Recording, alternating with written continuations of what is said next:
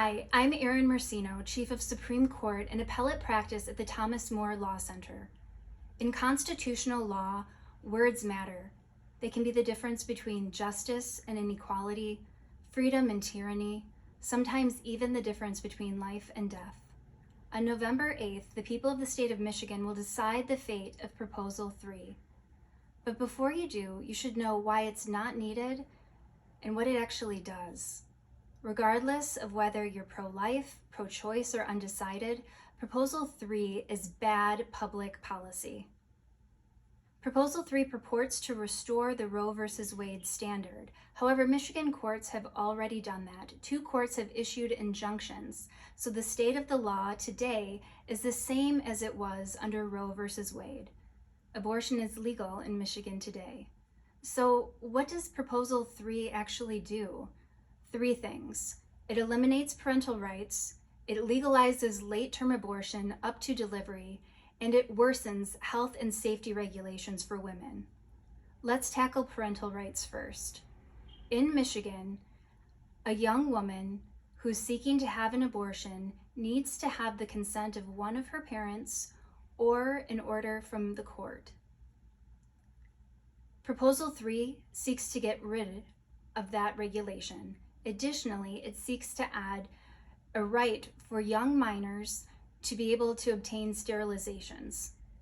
Looking at the wording of the language itself, it says that any individual has a right to reproductive freedom, and then it includes a litany of different things, many of which are already protected by law in Michigan, such as miscarriage care and prenatal care. These things are already protected. But it also seeks to add a right for children, for minors, to obtain sterilizations and abortions. This is in the language of the constitutional amendment. It's also in subsection 2 that disallows any sort of state law discrimination. We know under the Elliott-Larsen Civil Rights Act that age is a protected class, so a person could not be discriminated against on the basis of age when obtaining an abortion.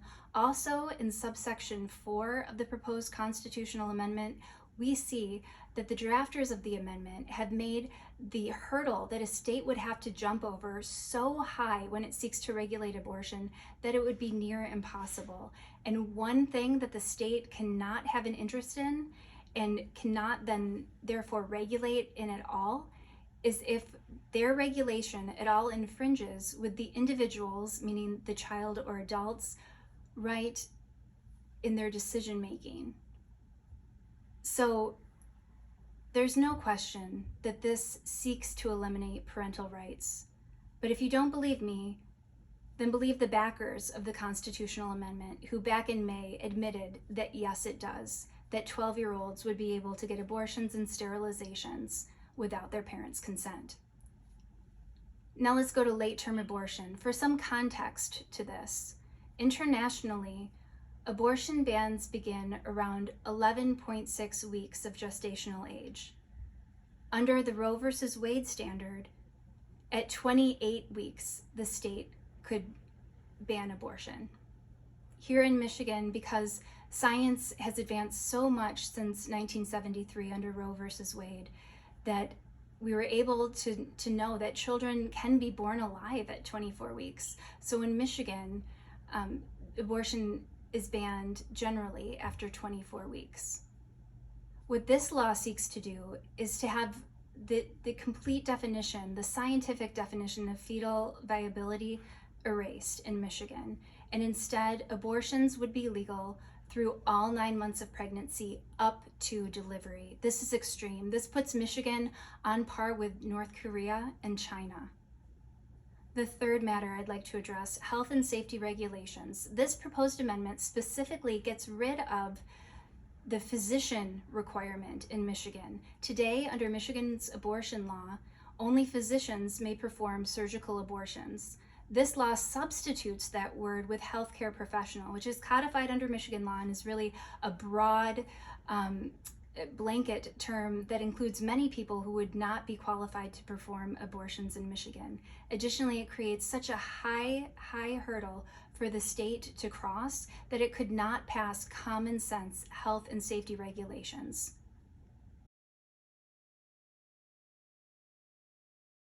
So before you walk into the voting booth, please ask yourself, do you want 12-year-olds to have abortions and sterilizations without their parents' knowledge? Do you want late-term abortion to be extended all the way up to delivery, even when the child in the womb could live on its own if it were allowed to be born? Do you want healthcare professionals instead of physicians performing abortions? And do you want worse health and safety regulations for women? If your answer to any of these questions is no, your vote on Proposal 3 is no. So please join me and so many others and vote no on Proposal 3. Thank you.